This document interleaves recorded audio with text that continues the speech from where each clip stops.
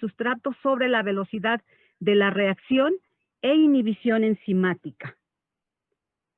Fíjense bien, vamos, miren, en la primera parte de la diapositiva vemos la enzima con baja concentración de sustrato fácilmente, la enzima sufre la reacción, se lleva a cabo la reacción, ojo, se forma complejo enzima-sustrato, producto, ¿sí? Aquí tenemos un poco más de concentración, ¿sí? E igual, la enzima toma el sustrato, lo modifica y obtenemos producto, ¿sí? ¿Qué sucede cuando hay una gran concentración de sustrato? Fíjense bien, las enzimas no son suficientes como para modificar, no pueden entrar todas las moléculas de sustrato al sitio activo y por lo tanto no pueden modificarse. ¿De acuerdo? Entonces aquí la limitante entonces va a ser la enzima. ¿Cuánta enzima tenemos? Fíjense bien, Leonard Michaelis y Maus Leonora Menten, si dos investigadores, uno alemán y la otra canadiense, estuvieron estudiando muchas enzimas y estuvieron estudiando precisamente este efecto. Dice, si la concentración de sustrato aumenta, pero todo lo demás, acuérdense que siempre permanecen constantes. Si nosotros cambiamos un factor, los demás permanecen constantes. Entonces, la velocidad llega hasta un máximo, ¿sí? Posteriores incrementos de la concentración de sustrato no producen ningún efecto. Es muy importante, recuerden que hemos estado platicando desde la vez pasada, la formación del complejo enzima-sustrato. Ellos en sus estudios nos dicen y proponen que las reacciones catalizadas por una enzima ocurren en dos etapas.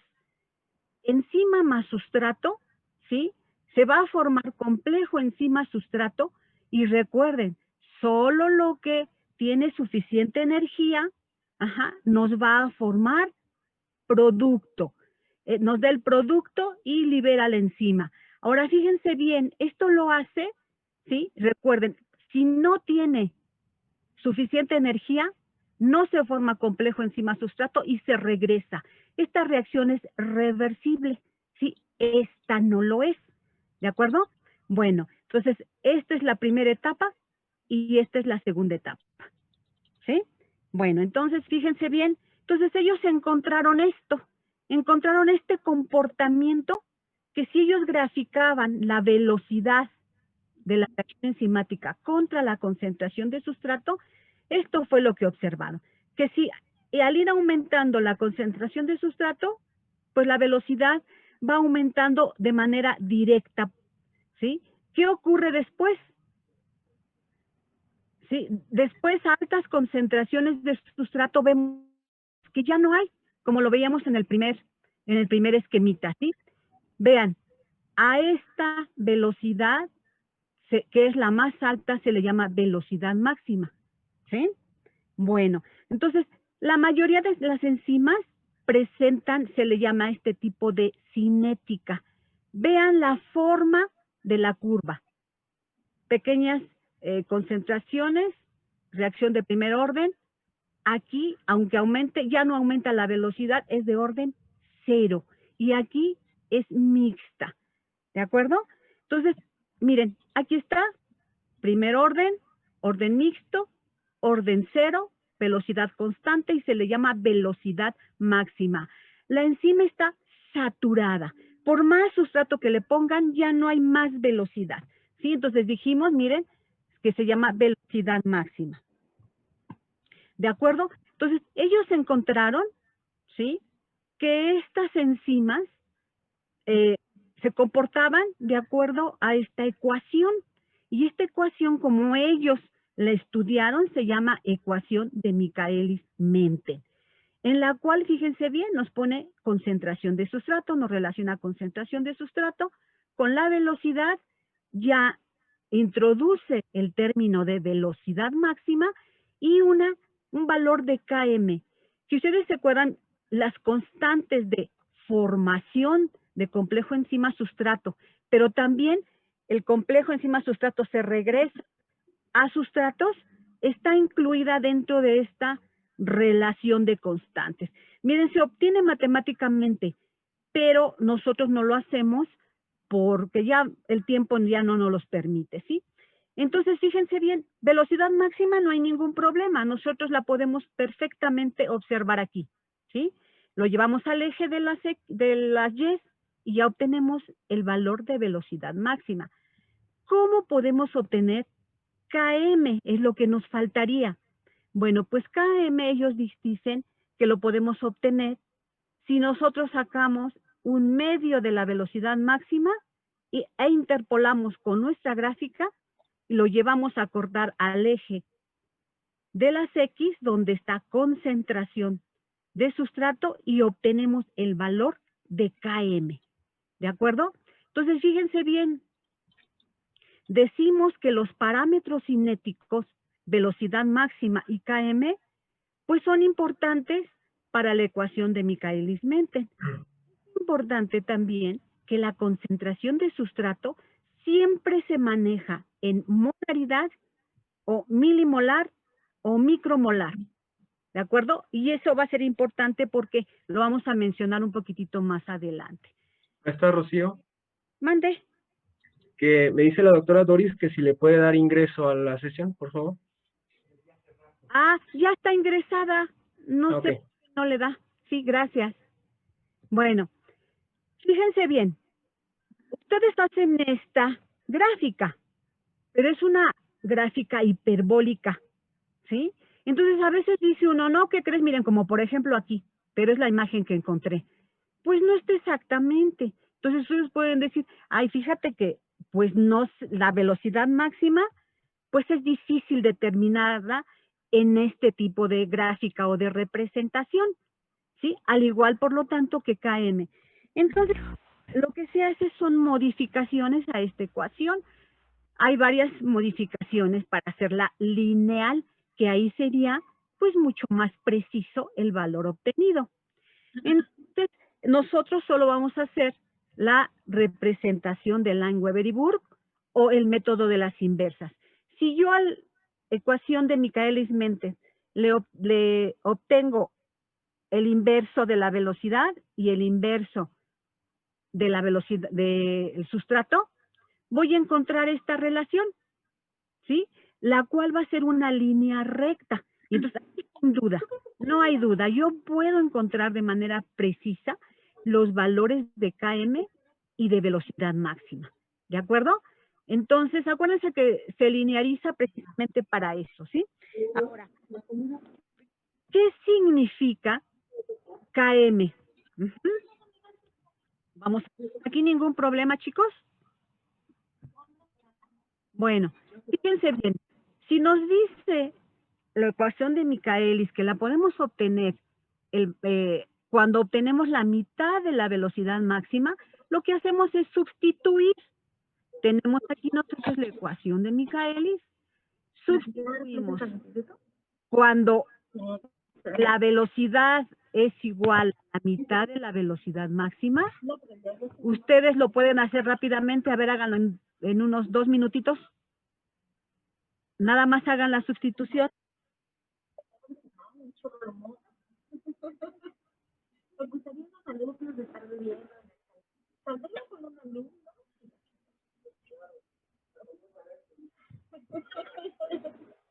¿Alguien ya la hizo en un minutito? No, pero profesora, ¿Sí? lo que pasa es que me comentan mis compañeros que ya tomó captura y entré como 2:38, entonces ya había tomado captura de asistencia. No, ya no importa. Está bien. Ah, ok, gracias. Bueno, sí, no de qué, mija. Es que, fíjense bien, si alguien lo hace, van a llegar a esto, ¿sí?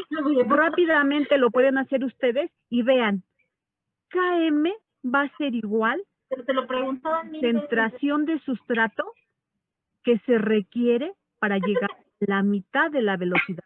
¿De acuerdo? Entonces, podemos decir que la constante de Michaelis, km, nos indica la concentración de sustrato a la cual... ¿Se oyen muchas voces, chicos? ¿Quién tiene abierto su micrófono, por favor? De la profesora. Sí, de la maestra Aura. Ah, Auris. Bueno, entonces la constante de Michaelis nos indica la concentración de sustrato que se requiere para llegar a la mitad de la velocidad máxima. ¿De acuerdo? ¿Hasta ahí ningún problema? Bueno, fíjense bien, pero entonces, ¿qué es KM? Bueno, KM es una medida útil sobre la rapidez con la que aumenta la velocidad de una reacción respecto a la concentración de sustrato. Pero también, ¿qué creen? Es una medida de la afinidad que tiene una enzima por un sustrato, ¿sí? Por lo tanto, KM tiene un valor en particular para cada una de las enzimas, ¿de acuerdo? Fíjense bien, hay enzimas, ustedes también lo van a ver con el maestro, no sé si ya lo vieron el viernes o todavía no van en eso, pero hay enzimas que tienen especificidad absoluta. A ellas, pues nada más se les obtiene el valor de KM. KM, ya ven, aquí está en milimolar. Y se obtiene el valor, ¿sí? Y es útil. Pero fíjense bien, la exocinasa de cerebro tiene como sustratos al ATP, a la glucosa y a la fructosa, ¿de acuerdo? Y fíjense bien, tiene diferentes valores de KM. Entonces, ¿por qué es importante obtener el parámetro cinético de KM? Pues en las enzimas que utilizan varios sustratos, ¿sí? Ustedes pueden saber para cuál de esos sustratos es más afín una enzima, ¿sí? Por eso nos entretuvimos un poquito en ver que hicieran la sustitución los que la pudieron hacer, ¿sí? Fíjense bien, yo tengo estos valores de KM para estos tres sustratos, para la exocinasa, ¿sí? Díganme si decimos que KM nos dice qué tan afín es una enzima por un sustrato, díganme a cuál es más afín. La exocinasa, ¿a cuál de estos tres sustratos es más afín? ¿A la fructosa? Su compañerita dice que a la fructosa. ¿Quién más? Ella dice que a este. ¿Quién más me dice algo? Al fumarato. Ah, no. Al. No, la de glucosa. ¿A quién entonces? Sí, a la A fructosa. la glucosa. A ver, Eric, Daniela, no les escuché, hablaron al mismo tiempo y no les A escuché. la glucosa. A la glucosa, por ahí dice alguien que no alcancé a ver su nombre. A ver, ¿quién dijo que a la fructosa? ¿Por qué a la fructosa, mija? ¿Por qué tú dijiste que la fructosa? KM es la mitad de la velocidad máxima, entonces multipliqué ese valor por 2 y pues es el valor más alto que puedo obtener, o sea, tiene mayor velocidad que las demás. A ver, mija, fíjense bien. Michelle, dijimos, apúntelo por ahí para que no se les olvide, que KM nos decía qué tan afín es una enzima por un sustrato. ¿Por qué? Pues porque es la concentración de sustrato que se requiere para llegar a la mitad de la velocidad máxima. ¿De acuerdo? ¿Sigues pensando que es la fructosa? ¿Eso qué quiere decir, Michelle? Que yo requiero que...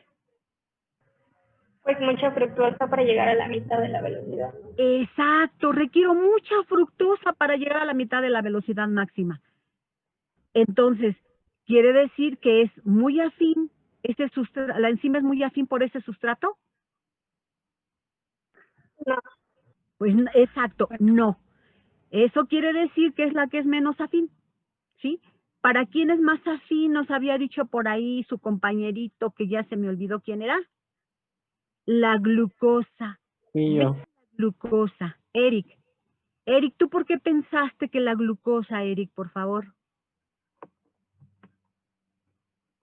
Pues porque ahí en la diapositiva dice a menor valor de KM, mayor afinidad. Claro, porque requiero menos milimoles de sustrato para llegar a la mitad de la velocidad máxima. ¿De acuerdo? Entonces, a menor valor de Km, mayor afinidad. A mayor valor de Km, menor afinidad. Y aquí tenemos otro ejemplo. La fumarasa, que nos vamos a topar con ella cuando veamos metabolismo, puede tener estos dos sustratos. Puede tener más, pero bueno, yo les traje de ejemplos estos dos. Y para el fumarato se requiere 0.5 milimoles de sustrato para llegar a la mitad de la velocidad máxima. Sin embargo, de malato se requieren 2.5. ¿De acuerdo? ¿Para quién es más afín de estos dos sustratos? ¿La fumarasa? Fumarato. Al fumarato. Para el fumarato. Muy bien. ¿De acuerdo? ¿Sí entendimos? Perdón, Chio, Sí. nada más si me permites intervenir. Ajá. ¿Sí me escuchan? Sí. ¿Qué pasó? Ok. Nada más hacerle la observación a Michelle. En principio no es fructuosa, es fructosa. Recuerden que la terminación osa se reserva para carbohidratos. Y la otra observación que ya la maestra Chio de alguna manera ya lo recalcó. Km no es la mitad de la velocidad máxima. Km no es una velocidad. Km es una concentración de sustrato a la que se alcanza la mitad de la velocidad máxima. Entonces, nada más tenerlo en cuenta porque son conceptos pues importantes. Gracias, maestra Chio. Sí. Chicos, acuérdense, no metimos aquí, o sea, es concentración para llegar a la mitad de la velocidad máxima. ¿De acuerdo? Porque así es como se va a obtener. Bueno, fíjense bien. Ahora vamos a ver conceptos de inhibición. ¿Sí? Fíjense bien, ¿qué es un inhibidor? Un inhibidor, pues es un compuesto o un ligando que se une a la enzima, ¿sí? Ya sea al complejo enzima sustrato o en algún otro lugar, y que produce disminución de la velocidad de reacción, ¿sí? Los inhibidores los vamos a clasificar primero en dos grandes grupos, irreversibles y reversibles. Y los reversibles, a su vez, se clasifican en competitivos, no competitivos y acompetitivos o incompetitivos. ¿De acuerdo? Bueno, fíjense bien, vamos a empezar a verlos rápidamente. Profesora, yo tengo una duda acerca de lo que acaba de comentar. Es que, bueno, en una bibliografía me parecía que eran los tres que acaba de mencionar, pero aparte aparecían mixtos. Entonces, no sé cómo lo manejen. Mira, dependiendo de la bibliografía, puedes encontrar a veces uno más, ¿sí? Nosotros, aquí al nivel que nosotros estamos, vamos a ver solo estos tres. Porque sí tienes razón, ¿sí? Se pueden manejar más, ¿sí? Pero nosotros vamos a manejar solo estos tres, ¿sí? De los reversibles. Competitivo, no competitivo y acompetitivo o incompetitivos, ¿sí? Bueno, sí, vamos a ver los inhibidores irreversibles. Miren, chicos, los inhibidores irreversibles, dentro de ellos está el cianuro. El cianuro, ustedes lo conocen, está en varias semillas, como las almendras, ¿sí?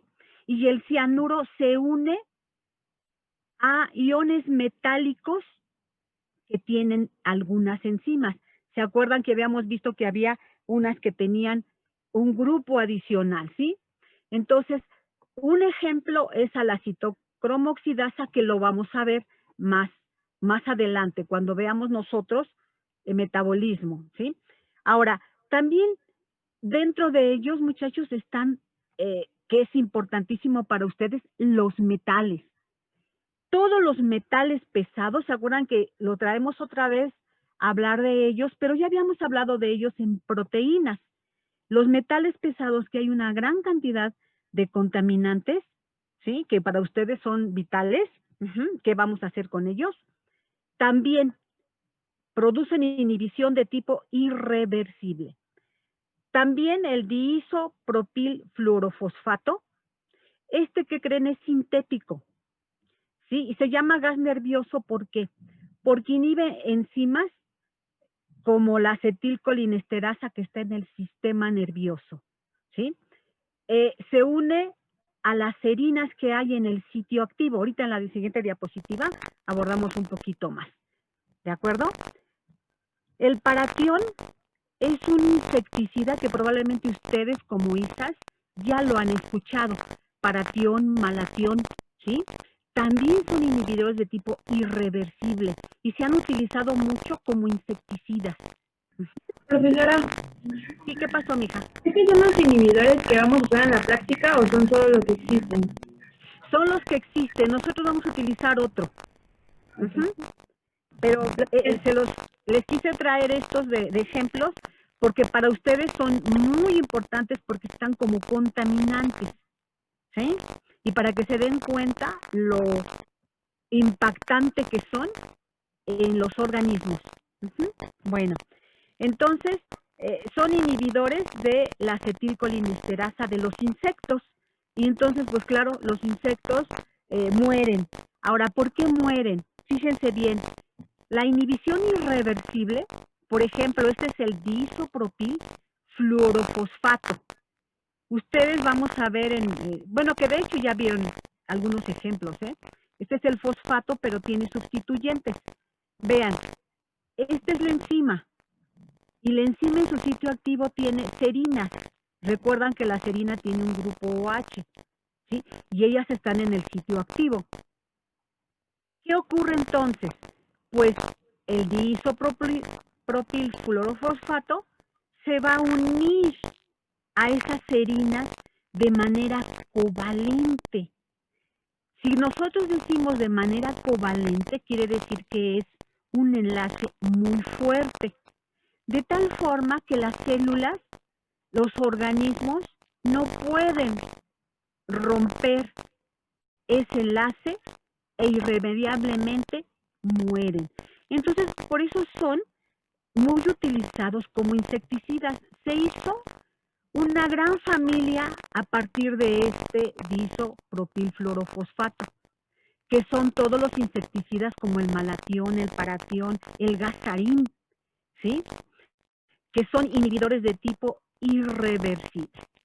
¿De acuerdo? Bueno, eso es en cuanto a los inhibidores irreversibles. Ahora, en cuanto a los inhibidores reversibles, teníamos 3, ¿recuerdan? Los inhibidores competitivos. Miren, como su nombre lo dice, estas moléculas inhibidoras van a competir ¿por quién? Pues por el sitio activo. Vean, en esta reacción, este es el sustrato, esta es la enzima, se unen, forman complejo enzima-sustrato y obtenemos productos. ¿Qué sucede cuando hay presencia de un inhibidor?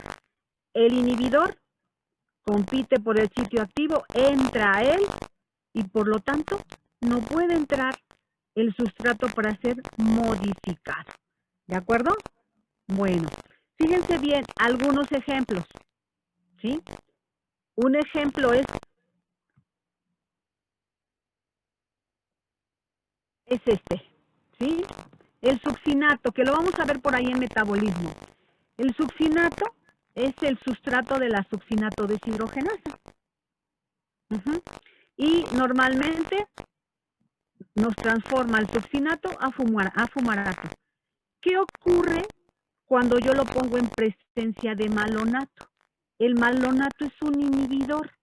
Fíjense bien, ¿qué diferencia hay entre el malonato inhibidor y el sustrato natural, que es el succinato? ¿Qué diferencia encuentran? ¿Que tiene otro carbono?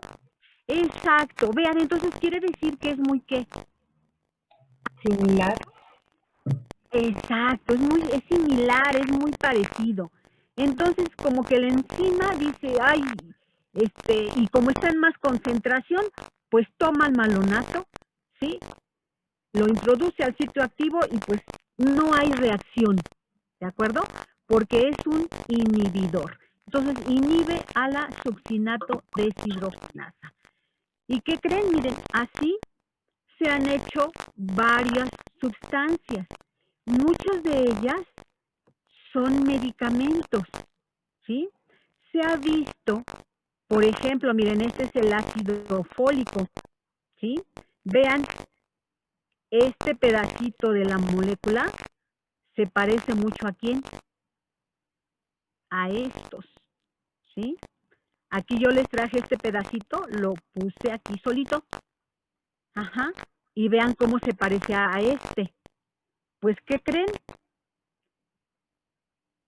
Cuando tenemos microorganismos y queremos deshacernos de ellos, el ácido fólico lo utiliza como coenzima una enzima.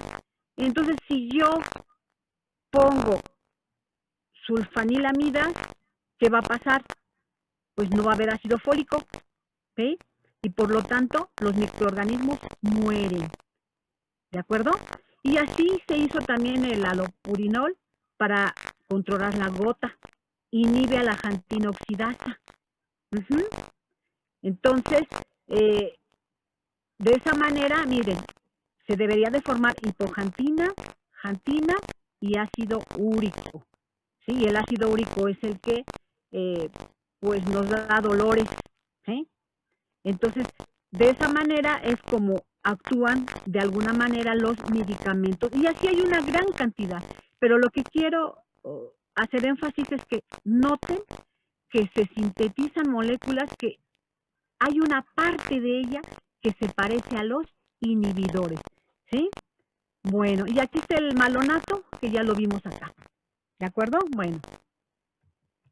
Siguiente, inhibidores reversibles no competitivos, ¿sí?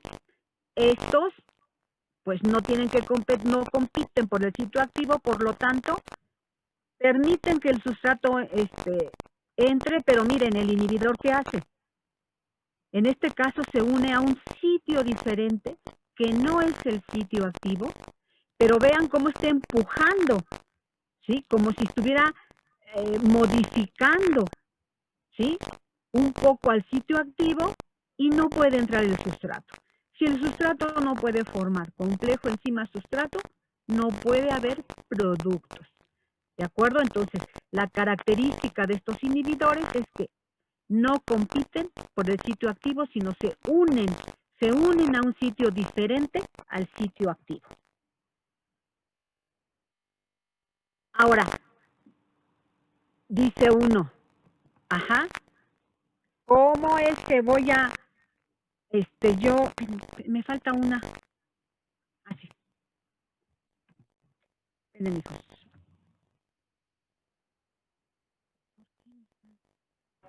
Profesora, ¿puede repetir lo de que no compiten por el sitio activo? Aquí está, mira, inhibidores no competitivos. El sustrato en esta enzima entra perfectamente. Y una vez que entra, forma complejo enzima-sustrato y puede haber productos. ¿Qué ocurre cuando hay presencia de un inhibidor?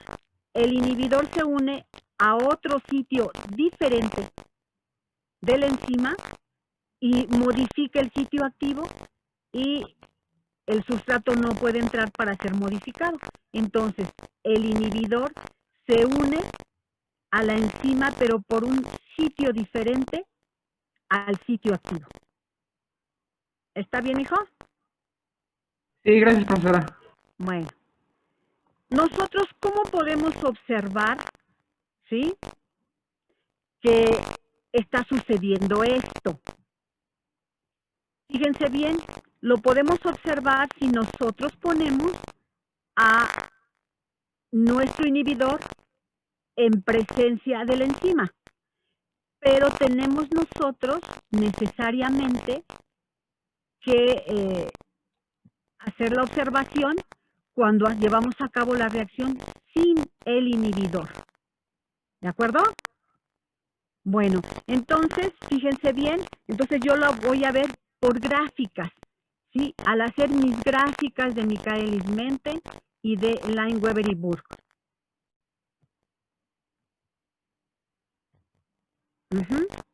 Bueno, fíjense bien, por ejemplo, aquí yo tengo la gráfica sin inhibidor y va a tener esta forma, ya la habíamos visto. Cuando yo lo pongo con un inhibidor, ¿qué voy a obtener? Esta otra forma, ¿de acuerdo? Si ustedes se fijan, aquí la velocidad máxima va a ser ¿qué? Diferente, ¿sí la ven? Esta sería velocidad máxima sin inhibidor. Y esta sería con inhibidor. ¿De acuerdo? Entonces la velocidad máxima es diferente. Aquí está. Pero como si yo quiero obtener el valor de Km, dijimos que tendríamos que obtener la mitad de la velocidad máxima. Para el que no tiene inhibidor es este valor. Y para el que tiene inhibidor sería este. Entonces, la velocidad máxima es diferente. ¿De acuerdo? Entonces, acá está, ustedes tienen una imagen donde lo hicimos con la gráfica de Lineweaver y Burke, que es de las inversas y que dijimos que nos va a dar un valor muy exacto, tanto del valor de Km como el de velocidad máxima. Pero ojo, acuérdense que este es el inverso. Entonces yo aquí, por ejemplo, tendría que sacar a 1 sobre Km y además es negativo. Recuerden, chicos, aquí yo debo llevar a cortar el eje de 1 sobre concentración de sustrato, porque lo que estoy buscando es una concentración de sustrato. No olviden que Km es una concentración de sustrato, ¿sí? Entonces, estas gráficas corresponden a un inhibidor de tipo acompetitivo. Los inhibidores acompetitivos o incompetitivos, cualquiera de los dos nombres es correcto, se unen, fíjense bien, el inhibidor se une ¿a quién? Al complejo enzima sustrato. Entonces, diferencias entre los inhibidores de tipo competitivo, reversibles, el competitivo se une o compite por el sitio activo. El no competitivo se une a un sitio diferente al sitio activo de la enzima. Y el acompetitivo se une al complejo enzima-sustrato. ¿De acuerdo? De esa manera, ellos son o causan su inhibición.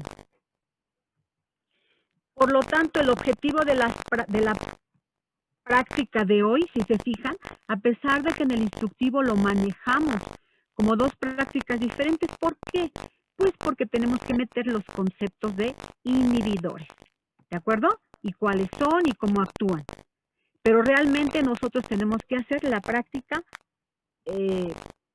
junta. ¿Por qué? Porque tenemos nosotros que comparar qué resultados obtenemos sin inhibidor y con inhibidor. ¿De acuerdo? Entonces, los objetivos de la práctica del día de hoy es analizar el efecto de la concentración de sustrato sobre la velocidad de la reacción enzimática, determinar la constante de Michaelis-Menten, que es Km, de forma gráfica por los métodos de Michaelis-Menten y de Lineweaver y Burke. Y ahora también su compañera decía acerca del inhibidor que vamos a trabajar en la práctica. Nosotros vamos a trabajar con el inhibidor anilina. Entonces vamos a determinar el tipo de inhibición que produce la anilina sobre la actividad de la invertasa. Recuerden, nuestra reacción es esta. ¿Sí? La invertasa a 25 grados, el pH de 4,7, 5 minutos de reacción, concentración de sustrato variable y todas las demás condiciones constantes para que nos dé glucosa y fructosa. Por lo tanto, tenemos dos tablas, ¿sí? Donde la sacarosa es la variable. Muchachos, eso me hace recordar que algunos de ustedes, generalmente eso ya cuando ustedes trabajan en matemáticas, haciendo gráficas, sabemos que la variable independiente va en el eje de las X y la dependiente en el eje de las Y. Por ahí algunos me lo hicieron al revés. Bueno, entonces, vean su regulador, su agua para completar volumen, se preincuba, adicionamos la enzima, va a ser siempre ahorita constante, incubamos para que se lleve a cabo la reacción enzimática, detenemos nuestra reacción enzimática con el DNS, llevamos a que se lleve a cabo la reacción de cuantificación de azúcares reductores o colorida o de óxido reducción o le ponen también varios otros nombres. Nosotros vamos a diluir y a leer en nuestro espectrofotómetro, ¿sí? La siguiente tabla va a hacer que lo mismo, la sacarosa, concentraciones diferentes, ¿sí? Aquí creo que me teclé mal. Y el inhibidor, miren, aquí se los puse en rojito. El inhibidor se disuelve en el regulador. Entonces aquí la anilina está disuelta en el regulador, ¿sí? Y adicionamos los demás, el agua para completar volumen, preincubamos para que todos los reactivos estén a la misma temperatura, adicionamos la enzima para que se lleve a cabo la reacción enzimática, la llevamos a cabo durante 5 minutos, inactivamos al cabo de los 5 minutos, ya tenemos todos amarillos los tubos para llevarlos a desarrollar nuestra reacción colorida, ¿sí? Enfriamos, diluimos con 2 mililitros de agua y vamos y leemos al espectro. ¿De acuerdo? Bueno, entonces, tendríamos que tener nuestro desarrollo experimental, ¿sí? Vamos a ver, dejo de compartir